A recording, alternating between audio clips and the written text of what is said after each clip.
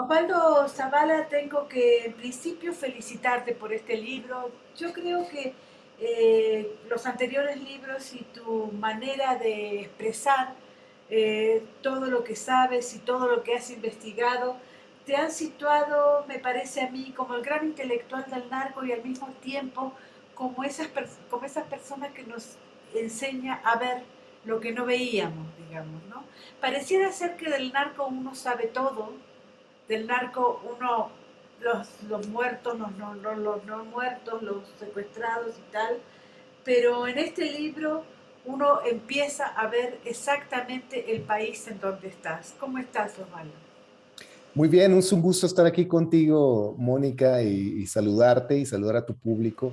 Y en efecto, yo creo que lo que podemos ir percibiendo a partir pues de esta realidad de violencia es que se nos ha impuesto un sentido para explicarla. Nos hemos acostumbrado a usar un lenguaje, a una forma de imaginar el narcotráfico que proviene en realidad de fuentes oficiales. Y yo lo que he tratado de hacer con mi libro pues es mostrar un poco esa historia, ¿no? ¿Cómo fue que llegamos a creer en todas estas organizaciones tan fantasiosas, tan mitológicas y que nos dan respuestas rápidas sobre la terrible ola de violencia que asedia a México desde 2006 y tratar pues de hacer una crítica de este lenguaje, de sus estructuras, de cómo fue cambiando a lo largo de varias décadas y cómo hemos llegado pues a creer que nuestro país está en esta guerra constante, en este horizonte bélico que no parece terminar nunca. Sí, ayer, por ejemplo, qué suerte que no vi los Grammys totalmente cuando apareció Seleni, ¿no? Porque decir, el tema de la guerra también nos las está pintando como una cosa que quiere Occidente que veamos, digamos, ¿no? No voy a defender a Putin, pero tampoco voy a atacarlo de la manera que lo ataca a Occidente. Ahora, en el tema del narco, una de las cosas que primero se me ocurre es, pero si son ellos los que se drogan, ¿por qué tenemos que nosotros pagar lo que nosotros estamos pagando? Y parece ser como una historia de una persona del barrio, digamos, ¿no? Pero es tan evidente que uno dice, ¿cómo puede ser que este argumento no se pese a la hora de expandir las noticias y además expandir las políticas en contra del narco? Sí, es bien interesante ver, bueno, recordar que hasta finales de los años 80 no hablábamos así en México del narcotráfico. El narcotraficante no aparecía en nuestro imaginario como un enemigo doméstico tan potente, tan peligroso que había que mandar a nuestro ejército a combatirlo en las calles. Hasta finales de los años 80 en realidad el traficante era un personaje más bien patético, un tipo de personaje derrotado por el proyecto de modernidad mexicana, del llamado milagro mexicano, ¿no? Que el PRI nos vendió durante décadas y que en realidad pues tenía como una suerte de condición residual, digamos, era el campesino pobre que buscando dinero fácil se unía a pequeños grupúsculos de traficantes que por lo general además terminaban mal en esas narrativas, ¿no? Uno recuerda las películas de los hermanos Almada o los primeros corridos de los Tigres del Norte de los años 70 y 80. Y en realidad, pues ese traficante no solo no aparentaba ser un enorme peligro para nosotros, sino más bien se nos ofrecía como una triste historia para advertirnos de lo que puede salir mal cuando uno elige esa vida de criminalidad. Pero a partir de los años 90 empezó a circular entre nosotros, propiciado por el gobierno estadounidense, todo un discurso en el que el narcotraficante ahora aparecía en el centro de lo social, aparecía empoderado, aparecía corrompiendo al gobierno, superando a las Fuerzas Armadas, a las agencias de inteligencia. Y a mí me pareció muy importante pues estudiar ese giro, cómo es que llegamos ahí, cómo es que a mediados de los noventas, por ejemplo, la DEA empieza a hablar del cártel de Juárez como un extraordinario grupo armado con enorme inteligencia y que además según ellos monopolizaba el negocio de la cocaína a nivel continental.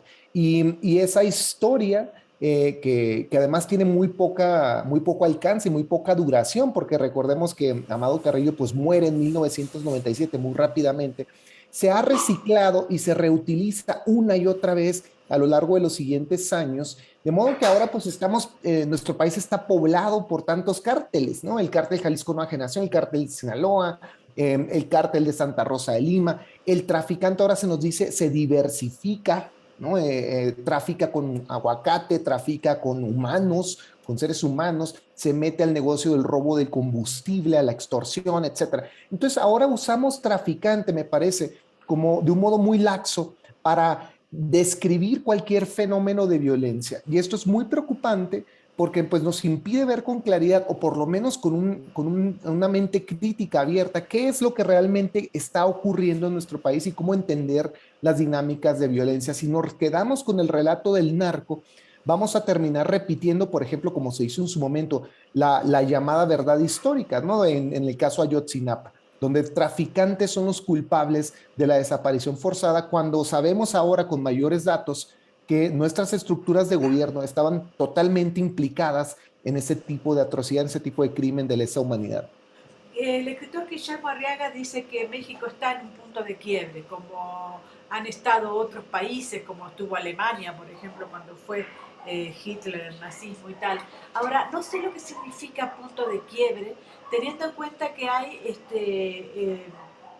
poblados gobernados por los narcos. Es cierto lo que tú dices y al mismo tiempo hay como evidencia, digamos, ¿no? Entonces hay como cierta contradicción ahí para ver exactamente qué es la realidad, ¿no?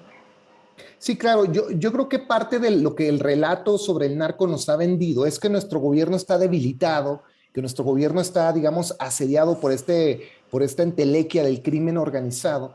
Y ese es un relato muy común en la era neoliberal, ¿no?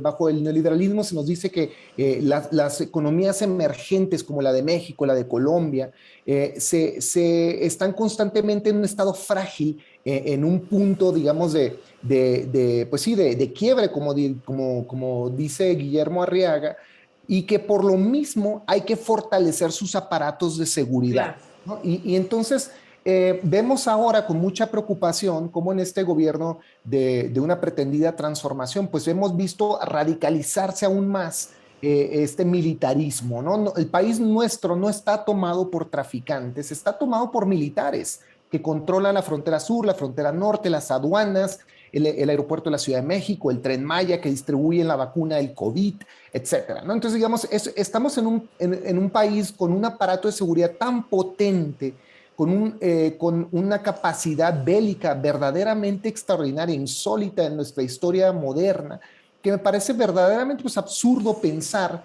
que grupos de traficantes puedan realmente controlar siquiera pequeños espacios del territorio, ¿no? Entonces creo que tenemos que más bien hacer un giro hacia atrás y pensar con mucho cuidado qué es lo que decimos cuando pensamos que nuestro país está en un tipo de problema de seguridad. Lo que yo veo en realidad es que nuestras Fuerzas Armadas, que además se conducen con tanta opacidad y con tanta impunidad, están en control de nuestro territorio y se siguen cometiendo incontables delitos. Entonces, la pregunta que para mí es más importante no es qué hacer con esto que llamamos crimen organizado, sino cómo desescalar, cómo contener el aparato de seguridad que sigue creciendo desmedidamente y para el cual pues invierten enormes cantidades de dinero del presupuesto de un modo, como he dicho, muy opaco y que además corresponde muy bien también a una era de militarismo global, donde Estados Unidos impone estas reglas de juego, esta percepción de que Latinoamérica tiene que entenderse como una zona de guerra y que nos impide pues además atender problemas urgentes como la pobreza, la desigualdad, la precariedad general de nuestro país y en cambio pues se nos obliga a pensar como si estuviéramos realmente asediados o al borde de un tipo de guerra civil. Entonces yo creo que tenemos que tener mucho cuidado precisamente en cómo hablamos de esta realidad de violencia y no comprar ese tipo de discurso, ¿no? No, alejarnos de estas lecturas fáciles y rápidas que nos hacen creer que el crimen organizado, lo que sea que eso signifique, está en control de nuestro territorio. Desde ahí también lo que tú analizas es el tema de los medios, el tema además de las series, el tema de las películas, que me hacen mucho acordar a todo el tema de la mafia, ¿no? Cuando uno ve las películas de la mafia de Italia, dice, ay, este hombre tan mafioso, pero tan violento, si fuera menos violento seguro que no lo agarrarían. Digamos que uno se pone a favor de ese mafioso y no ve exactamente el grado de perjuicio que tiene para la sociedad un sistema así, ¿verdad?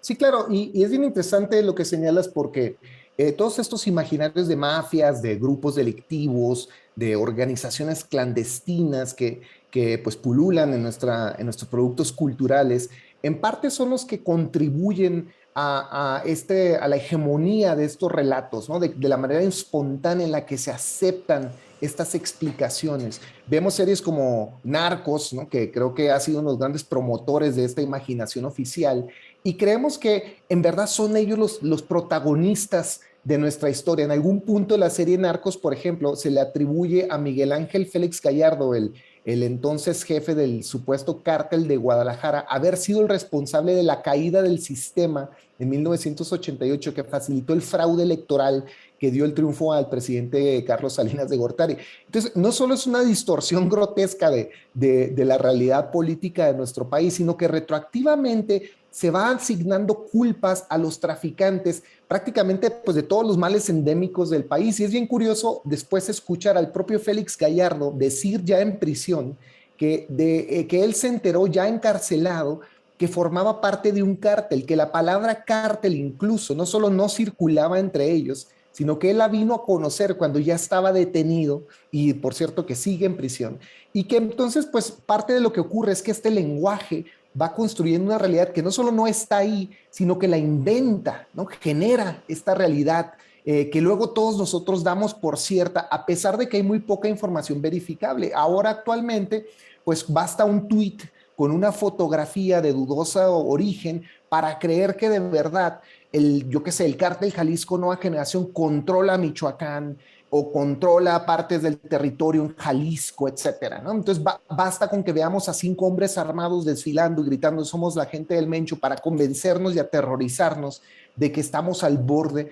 de una guerra civil. Entonces es muy importante también pues considerar todo esto porque estamos en una época en que la información circula con tanto vértigo, ¿no? A una velocidad tan extraordinaria que se consume este imaginario, esta información tan rápidamente vaciada en fotografías, unos cuantos tweets, y creemos que estas cosas realmente están ocurriendo. Pero lo que podemos constatar y lo que creo que constatamos a diario los ciudadanos es que nuestras ciudades principales en México, nuestras carreteras, enteras regiones del país están militarizadas y estamos digamos, no al amparo de un crimen organizado, sino más bien en manos de un poderosísimo aparato de seguridad que tiene muy poca rendición de cuentas, que se conduce opacamente y que, como sabemos, y ha sido documentado una y otra vez por nuestros mejores periodistas, pues comete crímenes de lesa humanidad. Entonces, a mí me preocupa mucho más en la calle estar expuesto a la violencia del Estado que a la de los traficantes. Uh-huh. Tú eres un lector de Bolaño y has hecho un libro con respecto a Bolaño y una de las cosas que siempre me pasa con respecto a los temas mexicanos es que siempre la gente de afuera ve más, digamos, ¿no? La gente que, por ejemplo, para mí en 2006-66 Bolaño predijo lo que fue la guerra del narco, ¿no? En cambio tú eres mexicano y siguiendo un poco la línea de Bolaño has investigado todos estos temas. ¿Cómo ves a la literatura en relación con estos temas tan difíciles y al mismo tiempo tan asistidos por la literatura, ¿no? Pues mira, salvo en muy contadas ocasiones, unos cuantos ejemplos, y nuestros escritores, nuestra clase creadora literaria, como lo hace también el cine y la música y el arte conceptual, está completamente mediada por esta imaginación oficial. Los narradores con frecuencia lo que hacen es trabajar sobre variaciones del mismo tema, ¿no? La historia de tal o cual cártel, asediando a la sociedad, rebasando al ejército, poniendo en jaque a las autoridades, penetrando, corrompiendo las altas esferas del poder, ¿no? Se habla siempre de narcoestado, de narcopolítica, y el prefijo narco, de una manera, pues sí, casi infecciosa, ¿no? Coloniza todos los saberes de nuestro Estado y nuestra sociedad civil. Entonces es muy lamentable, yo creo, para mí, ver cómo pues, la literatura ha hecho de una manera muy dócil pues una reproducción de ese discurso. Son unos cuantos los que me parece han resistido con inteligencia ese relato, y creo que Bolaño es uno de ellos, y justo en la novela que señalas, 2666, ocurren cosas que me parece que son muy significativas y donde Bolaño imagina, me parece de un modo mucho más crítico, las razones de nuestra violencia, ¿no? Yo pondré un ejemplo rapidísimo, que es el momento en el que un matón empleado por la policía ha trabajado en algún momento también para un empresario de la ciudad de Santa Teresa, que en la novela está modelado en Ciudad Juárez, ¿no? Esta ciudad fronteriza junto a Texas. Y este muchacho que ahora es agente de la policía recuerda de pronto cómo pues su jefe, que es un empresario respetable, es descubierto como también un narcotraficante. Entonces él se da cuenta, ¿no?, que ha trabajado para un traficante o para un empresario que por momentos ha funcionado como un traficante y él mismo no se dio cuenta. Y es algo que me parece extraordinario porque Bolaño no solo no usa el mito recibido del narco, ¿no? Con su camisa Versace o su sombrero y botas, etcétera, sino que lo integra plenamente a la sociedad civil, lo vuelve parte de, digamos, del ensamblado de los poderes fácticos, empresariales y políticos de nuestra sociedad. Entonces el narcotraficante pues es un actor más entre otros, de ninguna manera supone algún tipo de amenaza y en realidad está plenamente integrado al tejido social. Entonces, la pregunta que se sigue es, ¿por qué entonces hemos tenido esta idea de que el traficante pareciera que es un tipo de bárbaro que llega a las puertas de la sociedad, de la ciudad y que viene a incendiarlo todo? Y es parte de lo que yo he querido investigar con mi libro, es decir, cómo se construyó este relato de una amenaza externa, de un enemigo que viene por fuera a subvertir nuestro Edén, ¿no? Y creo que parte de la respuesta es que ese lenguaje construido y repetido una y otra vez a lo largo de 4 décadas por las instituciones de gobierno en Estados Unidos y después en México, se ha metido en nuestro inconsciente a tal grado que nosotros hemos aceptado en modo espontáneo esa explicación y terminamos, que es lo más preocupante, justificando la política de militarización, pensando que si hay asesinatos es porque se matan entre ellos, que si asesinan a alguien pues en algo andaba, y todo ese desprecio digamos, este descuido que tenemos ante el horror de la muerte y la normalización que hacemos de ello proviene del lenguaje, ¿no? Proviene de cómo aceptamos y repetimos estas explicaciones rápidas y estandarizadas. Sí, por otro lado también proviene de la falta de ideas. Una de las cosas que Bolaño analiza es la derrota de la izquierda. Y a mí a veces me parecen los escritores mexicanos como salidos de de una política sin ideas y donde la izquierda latinoamericana parece ser como algo de fantasma, digamos, ¿no?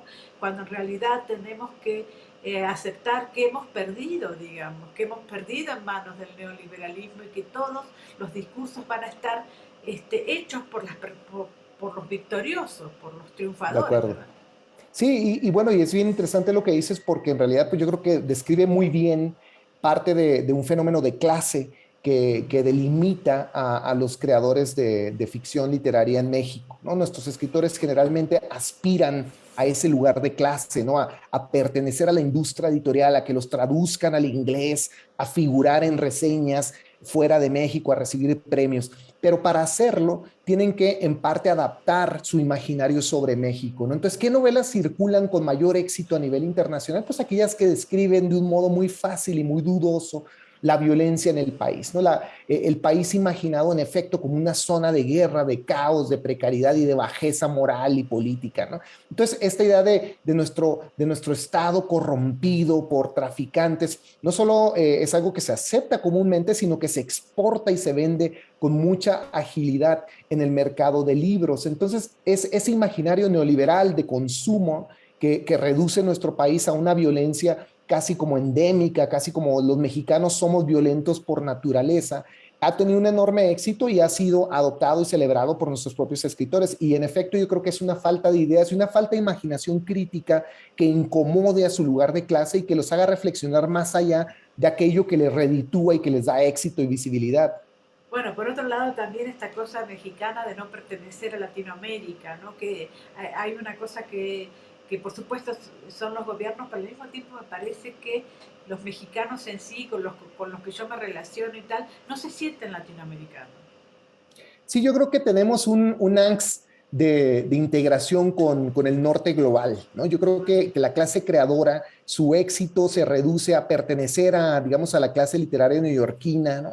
A que les hagan caso en revistas como New Yorker o en periódicos como el New York Times y a que los traduzcan al inglés. Entonces es algo muy triste porque pues no solamente, digamos, muestra la precariedad intelectual en la que vivimos, sino cómo en realidad triunfa un relato que conviene a las élites político-empresariales del norte hacia el sur global, ¿no? Es decir, si nuestro país está tomado por traficantes, pues hay que militarizarlo, no podemos desarrollar una política pública que atienda verdaderamente a la desigualdad y a los problemas sociales del país, y tenemos más bien que contener, casi como si fuera, digamos, la furia de los bárbaros del sur hacia el norte, el flujo de personas que dramáticamente intenta buscarse una mejor vida yéndose, ¿no? Entonces es terrible ver cómo pues nuestros productos culturales abonan a esa fantasía o esa pesadilla fantasiosa de lo que es la vida en México y no cuestionar en realidad, pues sí, el origen de esos relatos. Uno de ellos creo que es importante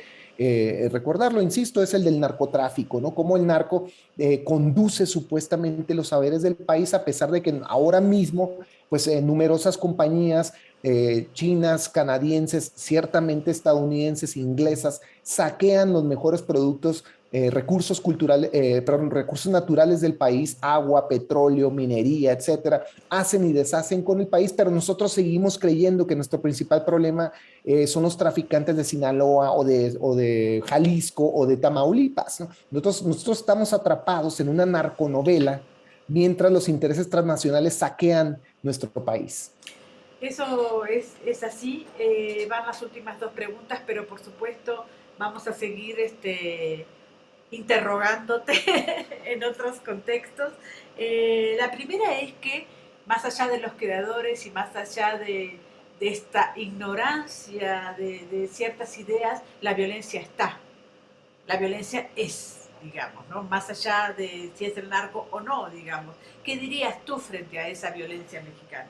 Bueno, primero recordemos que hasta 2007 los índices de homicidio en México en realidad descendían, ¿no? Es algo que se nos olvida y tenemos que traer una y otra vez a la discusión. De 1997 hasta 2007, toda esa década que precede al inicio de esta mal llamada guerra contra el narco, el índice de homicidio en México, en todo el país, incluyendo en las ciudades que ahora son muy conflictivas, ¿no? Como Ciudad Juárez o zonas del país como el noreste, sobre todo el estado de Tamaulipas, en realidad en todo el país descendía el homicidio. Y nuestra media nacional de homicidios andaba por ahí de los 8 por cada 100,000 habitantes, que de ninguna manera era una cifra desproporcionada, ni mucho menos. Esto solo cambia con la llegada del ejército y de este imaginario de guerra recibido en el gobierno de Felipe Calderón. Desde luego que hay un proceso de militarización muy amplio que precede también al inicio de la guerra con la supuesta guerra contra el narco. Entonces tenemos que recordar que desde los 90 va creciendo gradualmente y de un modo muy sostenido nuestro aparato de seguridad, de modo que para cuando llegamos al sexenio de Calderón está casi duplicado el tamaño de la Marina, del Ejército, de la Secretaría de Defensa Nacional. Y entonces es muy interesante y muy contradictorio ver cómo mientras crece nuestro aparato de seguridad, crece al mismo tiempo el mito del narco. Y se nos hace creer que el traficante se vuelve cada vez un problema mayor cuando todas las cifras dicen lo contrario y cuando vivimos un momento de enorme, pues sí, crecimiento de los aparatos de seguridad y de las Fuerzas Armadas. Entonces, hay una correlación que ha sido establecida por académicos, por periodistas, entre la presencia de Fuerzas Armadas y el alza de la violencia en esas zonas del país. Se ha dicho en estudios muy serios, uno que yo cito en mi libro estadístico hecho en la Universidad de Harvard, lo han dicho sociólogos importantes como por ejemplo Fernando Escalante Gonzalvo, ¿no? Que ya desde 2010 empezó a notar esta correlación. Y entonces sabemos y nos queda claro que es insuficiente el relato de que los narcos son los productores de esta violencia. Veo con mucha tristeza cómo el presidente López Obrador, que comenzó su sexenio criticando la militarización, criticando la presencia de las Fuerzas Armadas en las calles, ha terminado no solo aumentando el militarismo en el país, sino también ahora incluso reproduciendo ese mismo lenguaje, ¿no? Ha llegado a decir ahora que la mayor parte de la violencia la cometen los criminales, el crimen organizado, los grupos, dice él no dice cárteles, pero habla de grupos criminales, y se culpa, digamos, a agentes o a elementos externos al propio Estado. Y yo creo que no podemos pasar por alto que nuestras Fuerzas Armadas pues tienen un récord muy dudoso de violencia, una enorme capacidad de criminalidad que ha sido además estudiada metodológicamente. Sabemos que nuestras Fuerzas Armadas tienen un alto índice de letalidad, uno de los más altos del país, y que además, insisto, se conduce de una manera muy opaca. Entonces, yo creo que tenemos que complejizar nuestra mirada sobre la violencia y tratar de entender de dónde provienen todas estos diferentes fenómenos de criminalidad que están ocurriendo. Algo que debo decir, tal vez un poco para matizar mi crítica al gobierno actual, es que sí creo que hay una voluntad genuina del presidente preocupándose por cuestiones de violencia, pero creo que está atrapado en una inercia de militarización y sobre todo de la presión de Estados Unidos para continuar en este proyecto de construir a nuestro país como un tipo de zona de guerra. Y tenemos entonces pues muchas preguntas que quedan por fuera porque el relato del narco sigue una y otra vez borrando, ¿no? Digamos, la complejidad de estos eventos. Y algo que yo procuro investigar en mi libro a partir del trabajo de otros académicos es también cómo hay una correlación entre las fuerzas armadas y su presencia en ciertas zonas del país y los procesos de extracción y de despojo de recursos naturales en esas zonas. Y yo creo que es algo que tenemos que pensar con mucha claridad y con mucho cuidado, porque creo que ahí es donde está una de las grandes disputas actuales de México. Ahí donde vemos reconcentrado al ejército, pues está, digamos, la extracción del gas natural, como es el caso de Tamaulipas, la minería en Guerrero, la cuestión del litio en Sonora, ¿no? Y yo creo que tenemos que plantear con mucha atención y con mucho cuidado qué es lo que realmente está detrás de esta militarización, qué procesos violentos de despojo, de desaparición forzada, de despoblamiento incluso de comunidades enteras están operando y que avanzan los intereses de empresas transnacionales energéticas que aprovechan el conflicto, el caos, la confusión, la muerte para avanzar sus procesos de extracción y para allanar territorios ricos en el subsuelo. Voy a decir algo que la última pregunta que es complicado para mí, pero bueno, en Argentina se hablaba de Carlos Salinas como el presidente que todos queríamos, ¿no? Y me parece ahora que Andrés Manuel es un poco así, y me parece que Andrés Manuel López Obrador está metido en un discurso neoliberal, que es muy difícil explicarlo, pero que echa a los migrantes del sur en nombre de Estados Unidos y que la verdad es que no ha hecho ninguna modificación en esos términos, digamos, porque si hubiera hecho alguna modificación, México sería como Venezuela, digamos, y no lo es así, México para Estados Unidos, digamos, ¿no? Entonces me parece que estamos otra vez presos de un gobierno exactamente igual al resto, ¿no? Mira, yo creo que en algunos aspectos este gobierno en efecto ha operado como el típico gobierno neoliberal al servicio digamos, pues sí, de las dinámicas violentas en contra de la sociedad más vulnerable que operan del norte al sur global. Y en el caso, sobre todo de la migración, yo creo que es extremadamente lamentable la política del gobierno de López Obrador. En efecto, al servicio no solo de los intereses estadounidenses, sino creo que también al servicio de una percepción generalizada que se tiene en México en contra del migrante, sobre todo del migrante centroamericano, el migrante de color, ¿no? Y yo creo que es algo terrible, hay una xenofobia y un racismo marcados en México, y creo que hay una aceptación generalizada de esta violenta, inhumana política antiinmigrante en nuestro país. Y creo que el presidente hábilmente entendió que reditúa a su proyecto político militarizar la frontera y contener el paso de esta gente desesperada que busca abrirse una mejor vida, ¿no? Y desde luego que tenemos que estar siempre alertas y criticando todo esto. Sin embargo, yo creo que hay otro aspecto de su gobierno que me parece que sí rompe con ciertas inercias digamos, del proyecto neoliberal en general. Y creo que va al fondo de algo que debería preocuparnos a todos los mexicanos, que creo que es la disputa por la soberanía energética. Yo creo que esa es una pregunta no solo válida y urgente, sino que sobre la cual caen verdaderamente los intereses más delicados y más importantes y más urgentes del capital transnacional y de las élites político-empresariales de México. Entonces, cuando el presidente está reformulando la generación de la energía eléctrica, la soberanía sobre la extracción del litio, que es, por supuesto, sabemos, uno de los grandes minerales importantísimos para la generación de energía. Por supuesto, lo que ha ocurrido en Tamaulipas con el acceso al gas natural y la cuestión del fracking, ¿no? Pues estamos hablando de verdad de estas fuentes de inmensa riqueza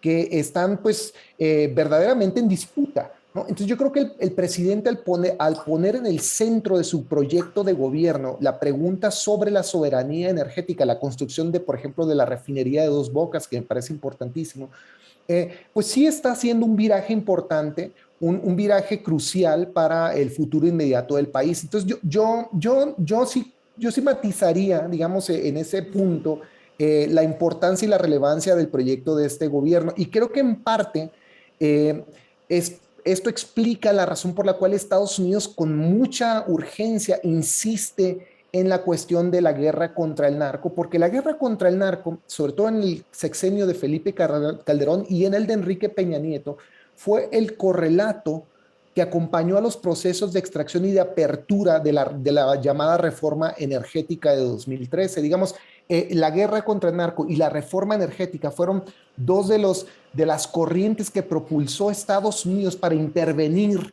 en el presente y en el futuro de México. Entonces yo creo que el presidente sí merece por lo menos nuestro reconocimiento en este terreno. Yo no sé si lo ha hecho todo, digamos, del modo más efectivo, pero sí creo que la pregunta es válida, es importante y probablemente sea pues la gran aportación de su gobierno. Muchísimas gracias. Por favor, pásame tu teléfono que tengo que comunicarme contigo por otros contextos. Claro que sí. Y muchísimas gracias. Muy, muy bueno el libro, Osvaldo. No, muchas gracias a ti, Mónica. Un placer estar aquí contigo. Te dejo mi teléfono. ¿Quieres, te paso el celular para hablar por WhatsApp o algo así? Sí, ¿O? exacto. Pásamelo por el Ok. Facebook. O quieres que te lo dicte ahora mismo? O... No, no, no, por el Ok, Facebook. por Facebook, perfecto. Por Sí. ahí te lo mando entonces. Un abrazo enorme. Un abrazo, cuídate mucho, gracias. Gracias.